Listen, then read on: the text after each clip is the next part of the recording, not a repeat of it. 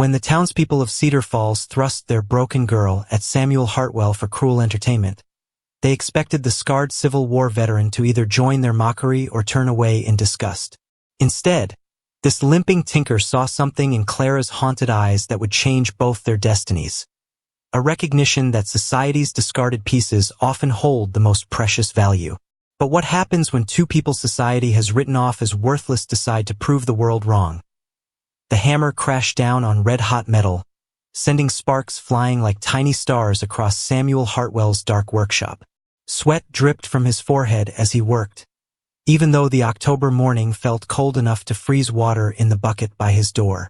His strong hands moved the glowing piece of iron back and forth, shaping it into something useful from something broken. Sam wiped his face with a dirty cloth and looked around his small room above Morrison's store. Pots with holes sat in neat rows on wooden shelves. Bent spoons waited in a basket near the window. A clock with no hands ticked quietly on his workbench, somehow still keeping perfect time even though it couldn't show anyone what that time was. 3 years he'd been fixing things in Cedar Falls. 3 years since he'd come home from the war with a leg that didn't work right and nightmares that woke him most nights. The townspeople brought him their broken items and paid him fair money, but they never stayed long enough to really talk. They looked at his limp and spoke to him like he might not understand regular words. That was fine with Sam. He understood plenty. He understood that people threw away things that still had good use left in them. He understood that a dented pot could still hold soup, and a cracked mirror could still show your face. Most of all, he understood that being broken didn't mean being worthless. The church bell rang 8 times, telling Sam that the town was waking up for another day. He could hear horses' hooves on the dirt road below and women calling to their children to hurry along to school. Mrs. Patterson would be opening her bakery soon, filling the air with the smell of fresh bread that always made Sam's empty stomach growl. He picked up a small music box that someone had brought him yesterday. The tiny dancer inside was supposed to spin when you opened the lid, but she sat still and sad instead. Her pink dress had faded, and one of her arms had broken off completely. The person who brought it had said, "Just throw it away if you can't fix it easy." Sam held the little dancer carefully in his palm. Her painted face looked up at him with eyes that seemed to ask for help. He'd seen that look before, in mirrors and in the faces of other soldiers who'd come back changed from the war. It was the look of someone who still had beauty inside but didn't know if anyone else could see it. "Don't worry, little lady," Sam said softly to the tiny figure. "I'll figure out how to make you dance again." He set the music box on his special shelf, the one where he kept projects that needed extra thought and care. Next to it sat a photograph in a cracked frame, the only picture he had of his family before the war took him away and sickness took them. His ma and pa stood stiff and serious in their Sunday clothes, but Sam remembered how they'd laugh together in the evenings after farm work was done. A loud crash from the street below made Sam jump. He rushed to his window and looked down to see young Billy Morrison picking up apples that had spilled from a cart. Billy's face was red with anger, and he was shouting words that would have gotten Sam a switching when he was that age. "Stupid old horse," Billy yelled, kicking at the wooden cart. "Nothing in this town works right anymore." Sam watched Billy storm off toward his father's store, leaving the apples scattered in the dirt.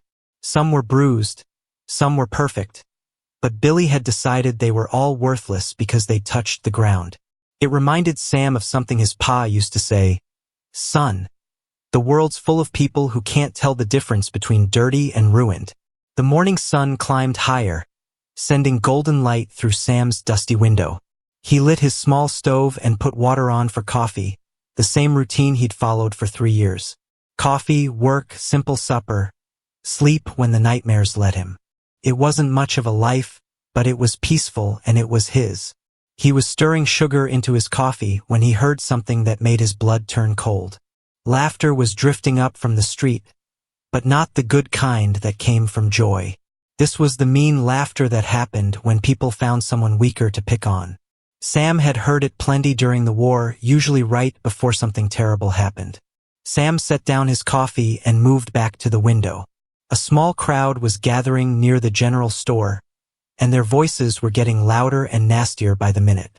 He couldn't see what they were looking at, but he could hear Billy Morrison's voice rising above the others. "Look what wandered back into town," Billy called out. "Our own crazy Clara." Sam's hands gripped the window sill until his knuckles turned white. He'd heard whispers about Clara before, how she'd left town suddenly 2 years ago, how people said she'd gone simple in the head after some trouble with her stepfather. But Sam had never seen her himself, and he'd figured the stories were just the kind of mean gossip that small towns love to spread. The crowd was getting bigger now, and their laughter was getting crueler. Sam could see them forming a circle around something, or someone, near the store's front steps. His stomach twisted with a familiar feeling, the same sick worry he'd felt during the war when he knew something bad was about to happen to people who couldn't defend themselves. What was he supposed to do about it? Clara Murphy pressed herself against the cold brick wall of Morrison's store, wishing she could disappear completely into the cracks between the stones. The crowd around her kept growing, and their faces showed the kind of excitement that meant trouble for someone like her.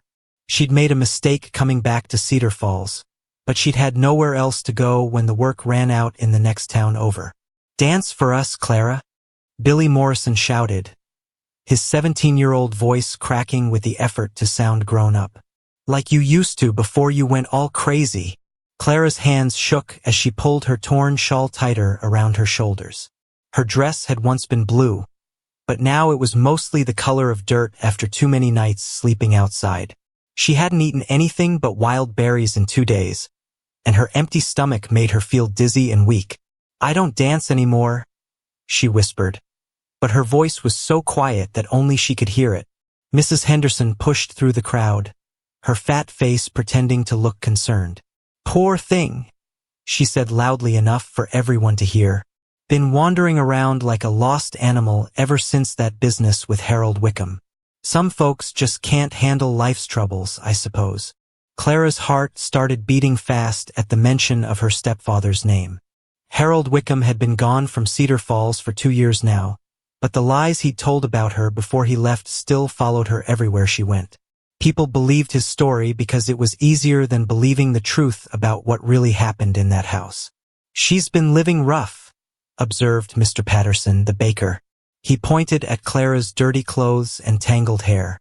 "Probably stealing food from farms and sleeping in barns. That's what happens when young girls think they're too good for honest work." Billy picked up a small rock from the ground and weighed it in his hand, grinning at his friends. "Maybe we should teach her some manners. Help her remember how to act right around decent people." Clara looked around desperately for a way to escape, but the crowd had her trapped against the wall. There were too many of them, and they were all bigger and stronger than she was. Her mind started going to that quiet place it went when things got really bad, the place where she could pretend she was somewhere else entirely. That's when she looked up and saw him. A man stood at the window above the store, looking down at the scene below. He had brown hair and kind eyes, and his face showed the same expression Clara had seen on her own face in shop windows. The look of someone who knew what it felt like to be hurt by people who should have been protectors instead. For just a moment, their eyes met through the glass. Clara felt something she hadn't felt in months. The tiny hope that maybe someone in this crowd of cruel faces might actually see her as a person instead of entertainment. The man disappeared from the window, and Clara's heart sank again. Of course he wouldn't help. Why would a stranger risk making the townspeople angry just to protect someone like her? She was nobody special, just a girl with a bad reputation and no family left to care what happened to her. "What's wrong, Clara?" Billy taunted, tossing his rock up and catching it. "Cat got your tongue? Or maybe you're just too simple to understand what we're saying." The crowd laughed, and Clara felt tears starting to burn behind her eyes. She wouldn't cry in front of them. She'd learned long ago that tears only made bullies enjoy themselves more. Instead, she tried to make herself even smaller against the brick wall, hoping they'd get bored and leave her alone. "Leave her be." The voice came from behind the crowd, quiet but firm. Clara looked up to see the man from the window standing at the bottom of the wooden stairs that led to his shop. He walked with a limp, favoring his right leg, but there was nothing weak about the way he held himself. Billy turned around, his rock still in his hand. "Morning, Sam. Just having a bit of fun with our Clara here. No harm meant." Sam, that was the man's name, looked directly at Clara when he spoke. "Fun's over now." "Now hold on, Sam," said Mr. Morrison, Billy's father. He stepped forward with the fake smile he used on customers. "The boy was just... I said it's over." Sam's voice carried something that made even Billy take a step backward. Clara could see scars on Sam's hands and a thin white line across his forehead that looked like it came from something sharp and dangerous. The crowd started muttering among themselves, but nobody seemed willing to argue with Sam directly. Clara watched as he limped down the rest of the stairs, each step careful but determined. When he reached the bottom, he held out his hand toward her. "Come on, miss," Sam said gently. "I've got coffee brewing upstairs, and it's getting cold." Clara stared at his outstretched hand like it might be a trap. In her experience, when men offered help, they usually wanted something terrible in return. But Sam's eyes were different from Harold Wickham's eyes, different from Billy Morrison's eyes. They looked at her like she was worth helping, not like she was something to be used. Slowly, carefully, Clara reached out and placed her dirty fingers in Sam's clean palm. His hand was warm and rough from working, and he held hers gently, like she was made of something precious that might break if handled too roughly. "That's it," Sam said softly. "One step at a time." As they walked toward the stairs together, Clara heard the crowd behind them starting to break up. Some people sounded disappointed that their morning entertainment had ended so quickly. Others were whispering about Sam and what it meant for a man like him to take in a girl like her. Clara didn't care what they whispered. For the first time in months, someone had chosen to help her instead of hurt her. As she climbed the wooden stairs beside Sam, she wondered if this was what safety felt like. But a small voice in the back of her mind whispered a warning. Good things never lasted long for girls like her. Clara's hand shook so hard that the teacup rattled against the wooden table like a trapped bird trying to escape. Sam pretended not to notice as he busied himself lighting the small stove in the corner of his workshop. The smell of coal and metal filled the cramped room above Morrison's store, but it felt safer than the street below where angry voices still echoed. "They won't hurt you up here," Sam said quietly, pouring hot water into 2 chipped cups. His words came out rougher than he meant, like sandpaper on wood. Clara sat straight as a fence post in the only chair. Her torn blue dress spread around her like wilted flower petals. Her dark hair hung in tangles over her face, but Sam caught glimpses of bright green eyes that darted around the room like a cat looking for escape routes. "Why did you help me?" she whispered, so soft he almost missed it. Sam's hand froze halfway to the sugar bowl. In 3 years of living above the store, fixing broken pots and bent spoons, nobody had ever asked him that question. Nobody had ever needed to. Because... He stopped, searching for words that wouldn't sound foolish. "Because I know what it's like when people look at you and only see what's wrong." Clara's eyes met his for the first time since they'd climbed the stairs. In that moment, Sam saw something that made his chest tight. Not the madness everyone claimed lived in her head, but a sharp intelligence hiding behind carefully crafted confusion. She wasn't simple-minded at all. Before he could say more, heavy footsteps thundered up the wooden stairs outside. Sam moved faster than his bad leg usually allowed, reaching the door just as angry fists began pounding on it. "Open up, Hartwell," Billy Morrison's voice boomed through the thin wood. "You got something that don't belong to you." "She's not a thing," Sam called back, surprised by the steel in his own voice. "That girl's been causing trouble since she was old enough to walk." Came another voice, Tom Brennan, the blacksmith's son who was twice Sam's size and half his age. Time someone taught her proper respect. Clara shot to her feet so fast the chair scraped against the floor. Her whole body trembled, but her voice stayed steady. "I should go. This is my fault." "No." Sam moved between her and the door, even though his heart hammered against his ribs like a caged animal. "You didn't do anything wrong." The pounding stopped suddenly, replaced by low voices plotting in the hallway. Sam knew that sound from the war men deciding how to break something without getting their own hands too dirty. "There's a back way," Clara whispered, pointing toward a narrow window that led to the roof. "I can climb down the rain pipe." "In that dress? You'll break your neck."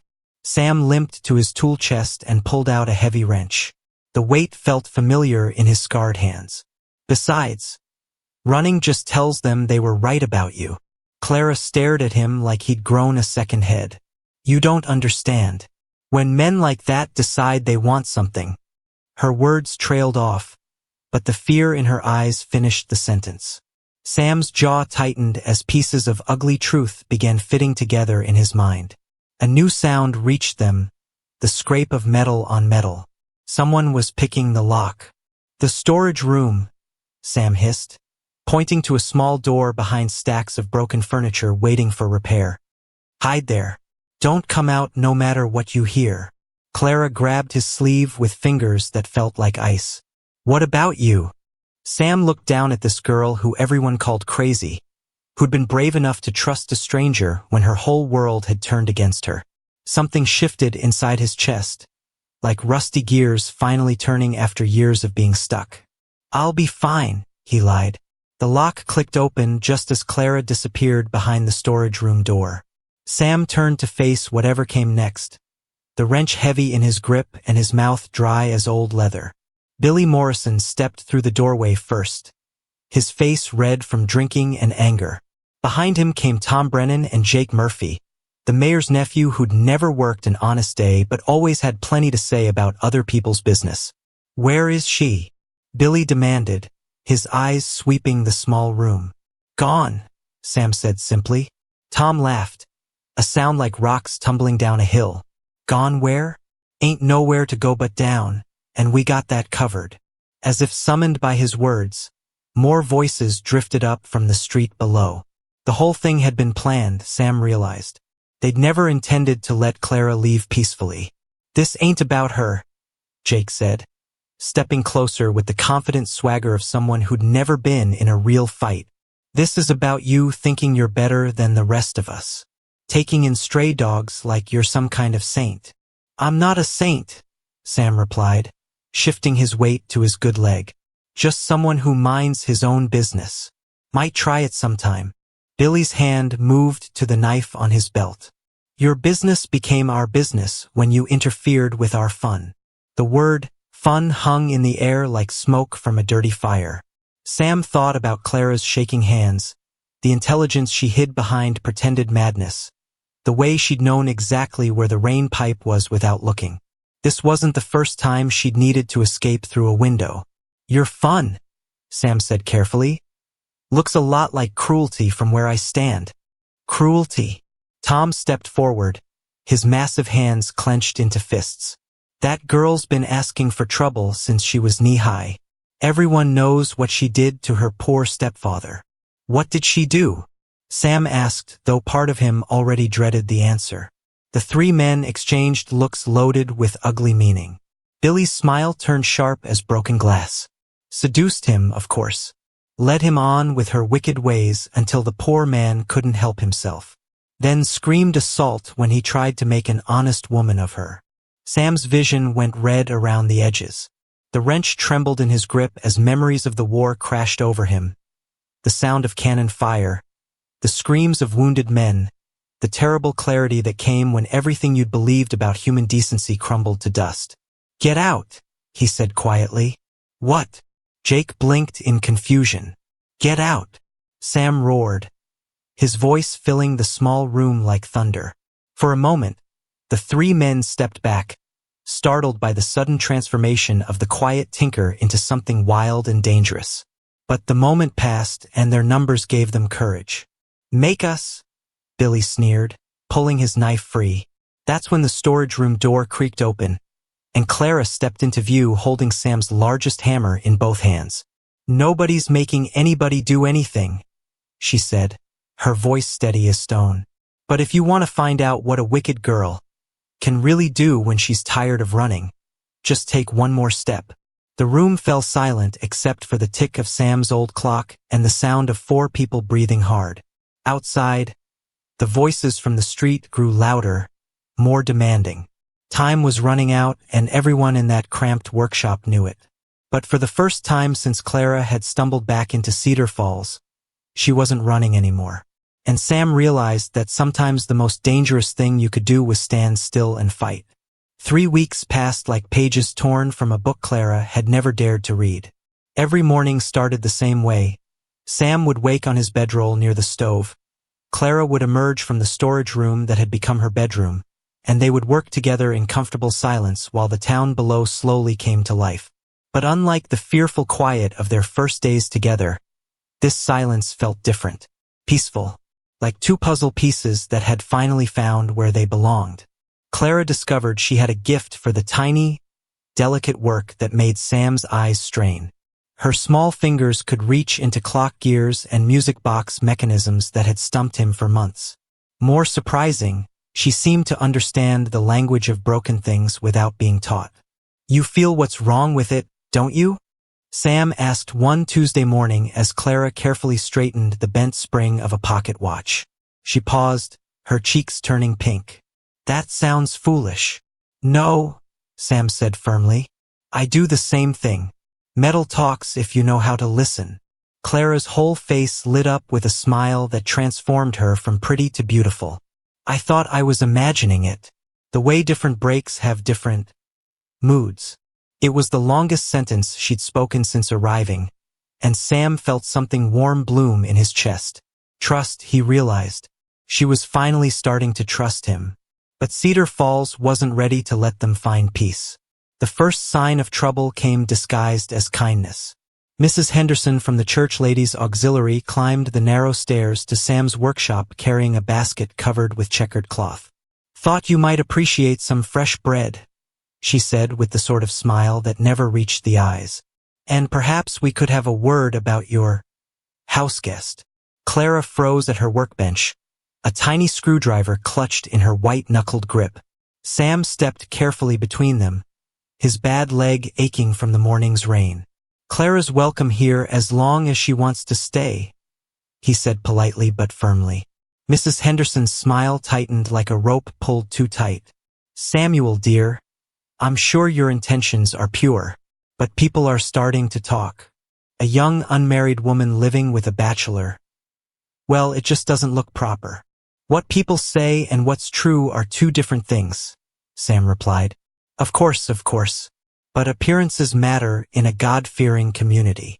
Mrs. Henderson set the basket on Sam's workbench with a thud that rattled his tools. "The girl needs proper guidance. Female guidance. Perhaps a position in service with a respectable family." Clara's breathing became quick and shallow. Sam had seen that same look on cornered animals during his hunting days, the desperate calculation of flight versus fight. "Thank you for the bread," Sam said, moving toward the door with obvious intent. "Clara and I have work to finish." Mrs. Henderson's mask of Christian charity slipped just enough to show the steel underneath. "This isn't over, Samuel. The town council has concerns. Legitimate concerns about moral influence and proper Christian behavior." After she left, Clara sat trembling in her chair like a leaf in a windstorm. "They want to send me away," she whispered. "They want a lot of things," Sam said, settling onto his three-legged stool. "Doesn't mean they get them. You don't understand." Clara's voice cracked like thin ice.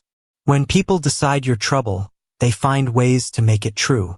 They'll say I stole something or that I tried to seduce you. They'll make up stories until everyone believes them." Sam studied her face, the high cheekbones that spoke of hungry nights, the eyes that held too much knowledge for someone barely 20 years old. "What really happened with your stepfather?" Clara went still as stone. For a long moment, the only sound was the tick of clocks from around the workshop. "Harold Wickham married my mother when I was 15, she said finally. "Ma died of fever that first winter. Left me alone with him in that big house on Elm Street." Sam's hands clenched into fists, but he kept his voice gentle. "What did he do? What men like him always do to girls with nowhere to run." Clara's words came out flat, empty of emotion. "But I got smart after a while. started putting laudanum in his evening whiskey. Just enough to make him sleep heavy.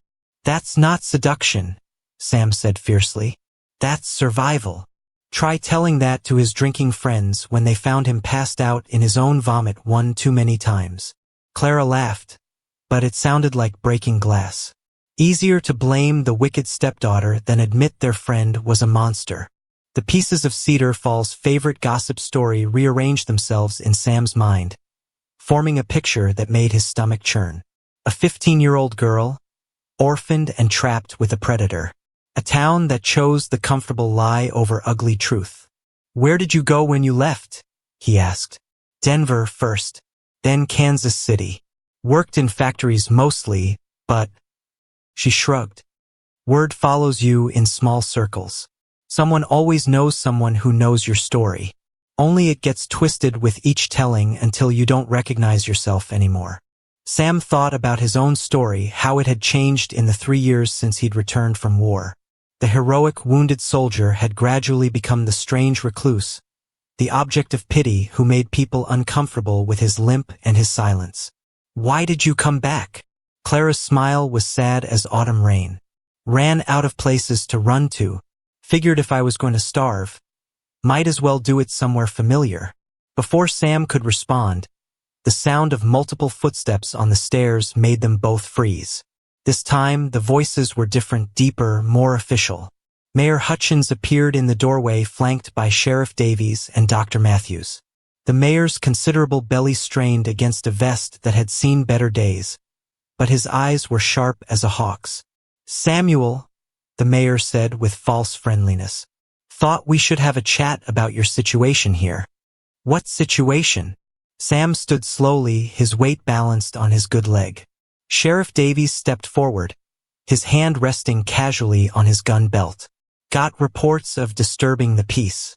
Neighbors complaining about strange noises, odd behavior. What neighbors? Sam asked. Nearest ones are Morrison's, and they're below us. Well now, Dr. Matthews spoke up, his voice carrying the authority of education and respectability. That's not really the issue. The issue is the young lady's mental condition. Clara pressed herself against the far wall, her eyes wide with familiar terror. Her mental condition is fine, Sam said firmly. Is it? Dr. Matthews pulled a leather satchel from under his arm. Because I have here a signed statement from her former guardian, Harold Wickham, detailing episodes of violent behavior, theft, and moral degeneracy. Legal grounds for commitment to the state asylum. The words hit the room like a physical blow. Clara made a small sound in her throat, barely human. Wickham's not even in this state anymore, Sam protested. But his sworn testimony is, Mayor Hutchins said smoothly, arrived just yesterday by telegraph, along with a request that we ensure the girl receives proper medical attention for her difficulties. Sam's mind raced. This wasn't about morality or proper Christian behavior.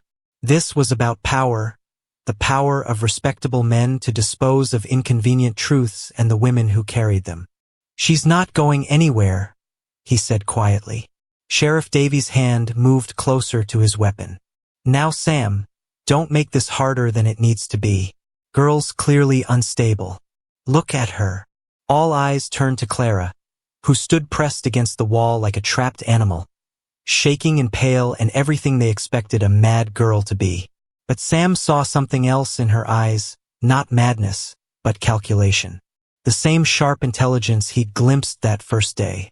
Clara, he said softly, tell them what you told me about the pocket watch spring. Clara blinked in confusion. What? About how different breaks have different moods. How metal talks when you know how to listen. Understanding flickered across her face. She straightened slightly, some of the terror leaving her posture.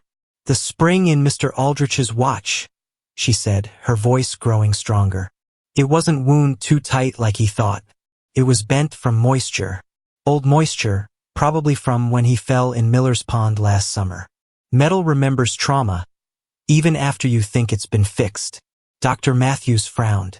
What does that have to do with? And Mrs. Cooper's music box, Clara continued, warming to her subject.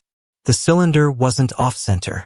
One of the tiny pins had been pushed down, probably by her granddaughter's curious fingers.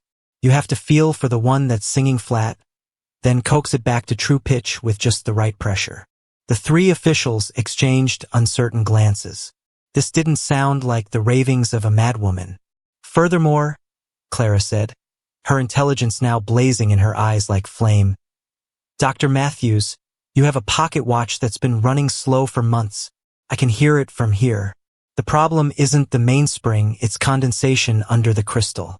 Probably started when you spilled coffee on it during the Henderson baby's difficult birth. Am I right? Dr. Matthews unconsciously touched his vest pocket, his face pale with shock. How could you possibly know that? Clara smiled, and for the first time since Sam had known her, it held no fear at all. Because I listen, she said simply. And broken things tell the truth, even when people won't. The silence stretched like a held breath until Mayor Hutchins cleared his throat uncomfortably. Well, he said, this changes things. But Sam could see in their faces that it didn't change anything at all. If Clara wasn't mad, she was dangerous. A young woman who saw too clearly, who refused to disappear quietly into the shadows where inconvenient truths belonged. And that, Sam realized, made her far more threatening than madness ever could. The scream that split the November air wasn't Clara's. It was Sam's. He stood in his workshop doorway, blood dripping from his knuckles onto the wooden floor. 3 men lay scattered around his workbench like broken toys. Clara crouched in the corner, clutching a small hammer, her eyes wide with shock. What happened here? Sheriff Davidson pushed past Sam, his hand resting on his gun belt. The lawman's face was grim as he surveyed the destruction. Overturned tools, shattered glass, and Tom Brennan groaning on the floor with a clearly broken nose. They came for her, Sam said quietly, flexing his bleeding hand. I came home and found them cornering Clara like she was some animal. Billy Morrison struggled to his feet, wiping blood from his split lip. That girl's a menace, Sheriff. She attacked us with that hammer when we just came to talk. Talk! Clara's voice shook with rage instead of fear. You called me a whore and tried to drag me outside.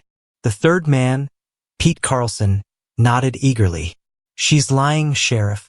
We heard she was spreading stories about Harold Wickham. Decent folks can't have that kind of poison in town. Sam's jaw tightened. Harold Wickham, the name that haunted Clara's nightmares. The stepfather who'd hurt her in ways that still made her flinch when doors slammed too loud. Sheriff Davidson looked between the bloodied men and the trembling girl. What stories? That he forced himself on her, Billy spat. Poor Harold left town in shame because of her lies. Now she's got this cripple fighting her battles. The word cripple hung in the air like poison. Sam's war injury had always made him an easy target for cruel tongues, but hearing it now, in front of Clara, made something dark and protective rise in his chest. Harold Wickham was a monster, Clara said, standing slowly. Her voice grew stronger with each word. He came to my room every night after my mother died. He said it was my fault for being pretty. Said I asked for it. Lies! Pete shouted, but his eyes wouldn't meet Clara's. Sheriff Davidson held up his hand for silence. These are serious charges, miss. Why didn't you report this when it happened? Clara's laugh was bitter. To who? Harold was the town's fire chief. Everyone loved him. Who would believe the orphan girl over him? Sam watched the sheriff's face carefully. Davidson was a fair man, but he was also practical. 3 respected townsmen against 1 scarred veteran and a girl with a damaged reputation. The math wasn't in their favor. She's got proof, Sam said suddenly, the words coming from somewhere deep in his gut. Clara's head snapped toward him, confusion flickering in her eyes. Sam prayed she would trust him, would play along with whatever plan was forming in his mind. What proof? Sheriff Davidson asked. Sam limped to his workbench and picked up Clara's sewing box, the one she'd carried when she first came to him. His fingers found the hidden compartment he'd discovered weeks ago but never mentioned. Show him, he said gently to Clara. Her hands trembled as she took the box. For a moment, Sam thought she might refuse. Then she pressed the small catch and the bottom panel slid away. Inside were 3 items: a torn piece of cloth, a tarnished silver button, and a folded letter. "This is from Harold's shirt," Clara whispered, holding up the cloth. "From the night I finally fought back hard enough to get away." The button bore the fire department's insignia. And the letter, Sheriff Davidson unfolded it carefully. His face grew pale as he read. "This is Harold Wickham's handwriting," he said slowly. "He's confessing to—" The sheriff's voice trailed off as he continued reading. Billy Morrison lunged for the letter, but Sam caught his wrist. "Don't," Sam warned, his voice deadly quiet. "What's it say?" Tom Brennan demanded, struggling to sit up. Sheriff Davidson looked at Clara with new understanding. "It's an apology, a confession. He admits to forcing himself on you repeatedly. Says he was leaving town because he couldn't face what he'd done." The workshop fell silent except for the tick of the clock Sam had been repairing. "Why didn't you show this before?" Sheriff Davidson asked gently. "Because I was ashamed," Clara whispered. "Because part of me believed what everyone said, that it was my fault somehow." Sam's heart broke for the scared girl who'd carried the secret for 2 years. He moved closer, offering his strength without words. Billy Morrison's face had gone white. "That don't prove nothing. She could have written that herself." "Harold's been sending money," Clara said quietly, "every month, to the post office in Denver. Sheriff Davidson can check the records." The sheriff nodded slowly. "I will. But right now, we need to sort out what happened here today." Sam stepped forward. "They broke into my workshop. They threatened Clara. I protected her." "With your fists?" Pete Carlson muttered. "With whatever was necessary," Sam replied firmly. Sheriff Davidson studied the scene again. The broken glass, the overturned tools, the blood on everyone's hands. "You boys started this?" "We just wanted to talk to her," Billy insisted. "By breaking into my shop?" Sam's voice carried the authority of his military past. "By cornering a woman who's done nothing wrong? She's a liar and a—" Tom Brennan started to say. "Careful," Sam interrupted, his eyes dangerous. "Very careful how you finish that sentence." The tension in the room was thick enough to cut. Sheriff Davidson looked from the bloodied men to Clara, who stood straighter now, no longer cowering. "Here's what's going to happen," the sheriff said finally. "You 3 are going to leave. You're going to spread the word that Clara's told the truth about Harold Wickham. And you're going to stay away from both of them." "What about our injuries?" Billy demanded. "You got those injuries breaking into a man's workshop and threatening his friend," Sheriff Davidson said, glancing at Clara. "Be thankful he didn't do worse." As the 3 men limped out, Billy paused at the door. "This ain't over, Tinker.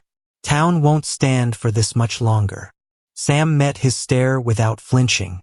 "Then maybe it's time to find a town that will." After they left, Clara sank into Sam's chair, her whole body shaking with delayed shock. "I never thought I'd tell anyone about the letter," she whispered. Sam knelt beside her, his hand gentle on her shoulder. "Why did you keep it?" "Because somewhere inside, I hoped someday someone would believe me." She looked up at him with tears in her eyes. "You made me brave enough to hope." Sheriff Davidson cleared his throat. "Miss, I owe you an apology. We all do. Harold Wickham fooled a lot of good people." "What happens now?" Clara asked. The sheriff looked uncomfortable. "Truth is, this is going to stir up a lot of anger. Some folks won't want to believe they were wrong about Harold. They might blame you for making them look foolish." Sam felt Clara tense beside him. "So she's still in danger?" "Could be. You both might be." Sheriff Davidson adjusted his hat. "You might want to think about leaving town, at least until things cool down." As the sheriff left, Sam and Clara sat in the wreckage of the workshop, surrounded by broken glass and scattered tools. The truth was finally out, but Sam realized it might have made them more vulnerable, not less. "Are you sorry?" Clara asked quietly. That you stood up for me? Sam looked at this brave, broken girl who'd survived hell and still had the courage to trust him. Never, he said firmly. Whatever comes next, we'll face it together. Outside, the first snow of winter began to fall, covering Cedar Falls in a blanket of white that made everything look clean and new. But Sam knew that underneath, the same old hatreds and fears were stirring. The real test was just beginning. Clara's hands wouldn't stop shaking, even 3 days after the confrontation. She sat at Sam's workbench, trying to repair a music box that had been smashed during the fight. The tiny gears kept slipping through her trembling fingers like water. Each failed attempt made her more frustrated, more angry at herself for being weak. It's not working, she said, pushing the delicate pieces away. I can't fix anything anymore. Sam looked up from sweeping the last of the broken glass. Your hands will steady when you're ready. Trauma takes time to heal. Time we don't have. Clara gestured toward the window. Have you seen how people stare at us now? Mrs. Henderson crosses the street when she sees me coming. The baker won't sell us bread anymore. It was true. Since Sheriff Davidson had spread word about Harold Wickham's confession, the town had split into 2 camps. A few people had apologized to Clara, shamefaced and awkward, but most had grown colder, angrier, as if her truth had somehow made them accomplices to a crime they'd ignored. Mrs. Sterling sent another telegram, Sam said, holding up the yellow paper. She wants to know if you'll come to Denver. Says she has work for someone with your skills. Clara had been avoiding this conversation for days. Mrs. Sterling's offer was generous. A chance to apprentice with real craftsmen, to build a life beyond Cedar Falls' narrow-minded gossip. But it felt like running away. What about you? She asked. Sam's answer came too quickly. I'll be fine here. This is my home. Your home is treating you like a criminal because you protected me. The truth sat between them like a heavy stone. Sam's business had dried up overnight. No one brought their broken things to a man who'd bloodied 3 respected citizens. The workshop that had been his sanctuary was becoming his prison. A knock at the door made them both freeze. It was too early for visitors, and these days, unexpected knocks meant trouble. Sam opened the door to find a small boy with a dirty face and nervous eyes. Mr. Hartwell? Ma says to give you this. The boy thrust an envelope at Sam and ran before either of them could speak. Inside was a letter written in shaky handwriting. Mr. Hartwell, my husband says I shouldn't write this, but I must. What happened to Clara happened to me too 20 years ago. Different man, same shame. I never told anyone because I was afraid they wouldn't believe me. Thank you for believing her. Some of us know the truth, even if we're too scared to say it. A friend. Clara read the letter twice, her eyes growing wide. There are others. Others who know what you went through, Sam said gently. Others who understand. But they're too afraid to speak up. Clara stood and walked to the window, just like I was. More knocks came throughout the morning. Each time, Sam expected angry townspeople or more threats. Instead, they found small gifts. A loaf of bread left on the doorstep, wildflowers in a mason jar. A note saying simply, "Thank you for your courage." By afternoon, Clara had received 7 anonymous letters from women who'd experienced similar attacks. Some were recent, others decades old. All carried the same message. They believed her, and they were grateful someone had finally spoken the truth. Look at this, Clara said, holding up a letter from a woman who'd been assaulted by her own uncle. She says she's been carrying the shame for 30 years. 30 years of thinking it was her fault. Sam watched Clara's transformation with growing amazement. The trembling had stopped. Her back was straight, her voice strong. Reading these letters had given her something he'd never been able to provide. The knowledge that she wasn't alone. What are you thinking? He asked. Clara was quiet for a long moment, staring at the pile of letters. I'm thinking about Denver, she said finally. But not for the reasons you think. Before Sam could ask what she meant, another knock came at the door. This time it was Sheriff Davidson, and his face was grim. "We need to talk," he said. They sat around Sam's small table while the sheriff explained the situation. Harold Wickham's confession had reached the territorial authorities. They wanted to reopen several old cases where young women had made similar accusations against respected men. "They're going to need Clara to testify," Sheriff Davidson said. "Her courage in coming forward has encouraged others to speak up." Clara's face went pale. "Testify? In front of judges and lawyers and the men who hurt you," Sam finished quietly. The sheriff nodded. "Some of these cases go back years. But with Clara's testimony, and these other women coming forward, we might finally see justice." "What if they don't believe us?" Clara asked. "Then you'll have tried," Sheriff Davidson said.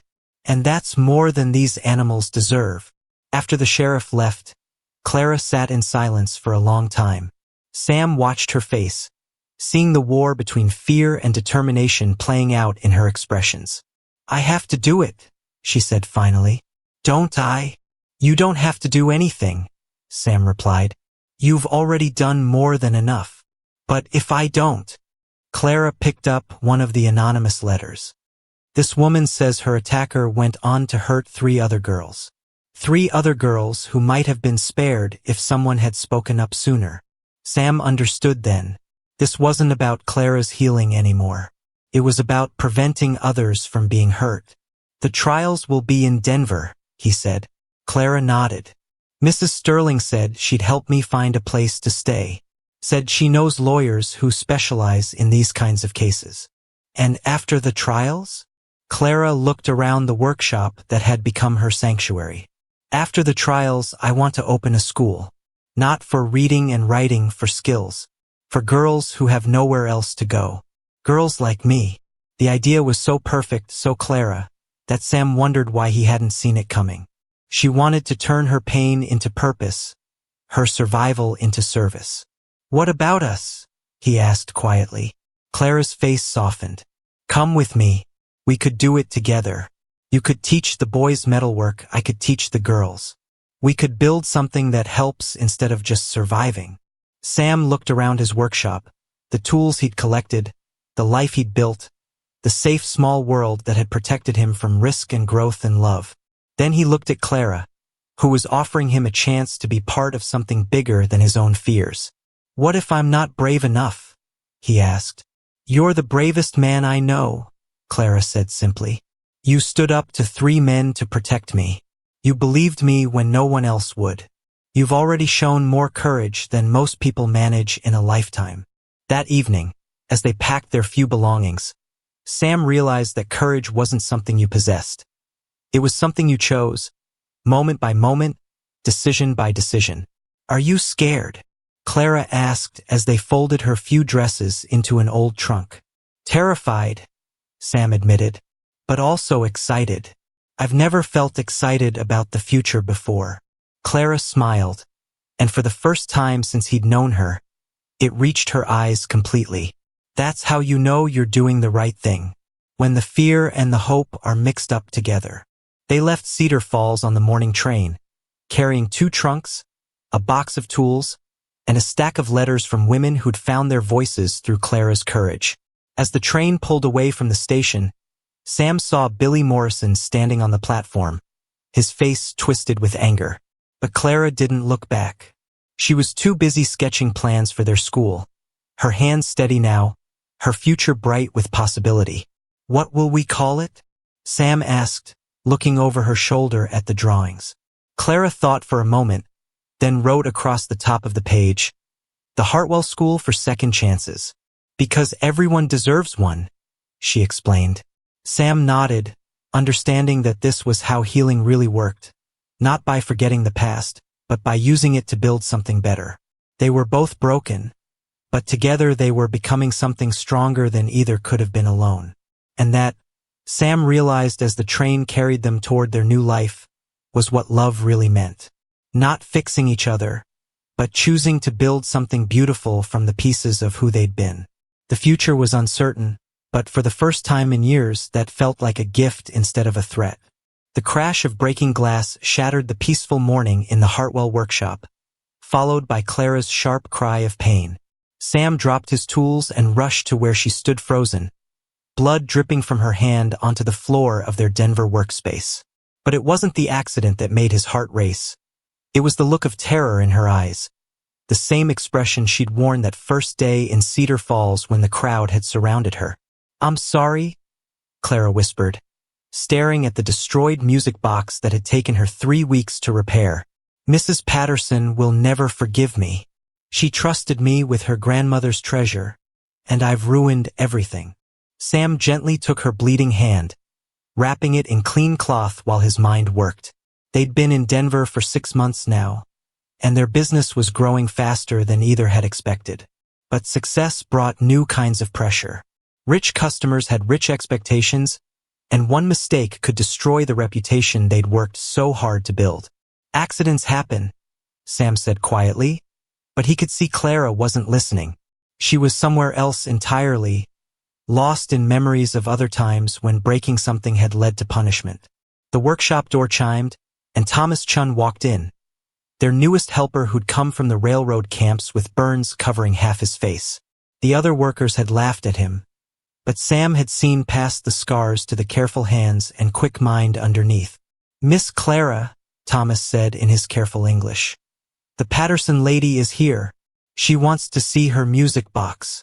Clara went pale. Mrs. Eleanor Patterson wasn't just any customer. She was the wife of Denver's most powerful banker. Her approval could open doors to every wealthy family in Colorado. Her disapproval could close them just as quickly. "Tell her we need more time," Sam started to say, but Clara shook her head. "No more lies," she said, standing straighter despite her bandaged hand. "If we're going to fail, we'll fail honestly." Sam felt pride and worry battle in his chest. The Clara who'd hidden behind madness in Cedar Falls was gone, replaced by someone who faced problems head-on. But sometimes courage could be just as dangerous as cowardice. Mrs. Patterson swept into the workshop like a silk storm, her expensive dress rustling with each step. She was younger than Sam had expected, maybe 35, with sharp eyes that missed nothing. Behind her came a man Sam didn't recognize, tall, well-dressed, with the look of someone used to getting his way. "Mrs. Hartwell," Mrs. Patterson said warmly, "I hope you have good news about my grandmother's music box. Mr. Whitmore here has been eager to see your work. He represents several wealthy families back east." Clara took a deep breath. "There's been an accident, Mrs. Patterson. I dropped your music box this morning, and it's broken beyond repair." The silence stretched like a held breath. Sam watched Mr. Whitmore's face close off, saw Mrs. Patterson's smile falter. Their reputation, their future, their carefully built new life, all of it hanging on what happened next. "However," Clara continued, her voice growing stronger, "I have a proposal."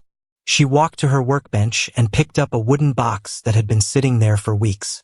Inside lay the pieces of the destroyed music box, but also something else, small gears and springs made of silver and gold, crafted with a skill that made even Sam's breath catch. "I can't give you back your grandmother's music box," Clara said, "but I can give you something new. A box that plays the same melody, built with techniques I learned from my mistakes. It won't be the same object, but it will carry the same love." Mrs. Patterson reached for one of the silver gears, holding it up to the light. The craftsmanship was beyond anything Sam had seen, even from the master jewelers they'd visited. "This is remarkable," she whispered. "The detail work is extraordinary." Mr. Whitmore leaned forward, his business mask slipping to reveal genuine interest. "Who taught you to work at this level?" "Pain," Clara answered simply, "and someone who believed broken things could become beautiful." Over the next hour, Clara explained her techniques while Sam and Thomas demonstrated the tools and methods they developed. Mr. Whitmore asked technical questions that would have stumped most craftsmen, but Clara answered each one with growing confidence. Finally, Mrs. Patterson stood. "Mr. Whitmore, what do you think?" "I think," the man said slowly, "that my clients in New York need to see this work immediately.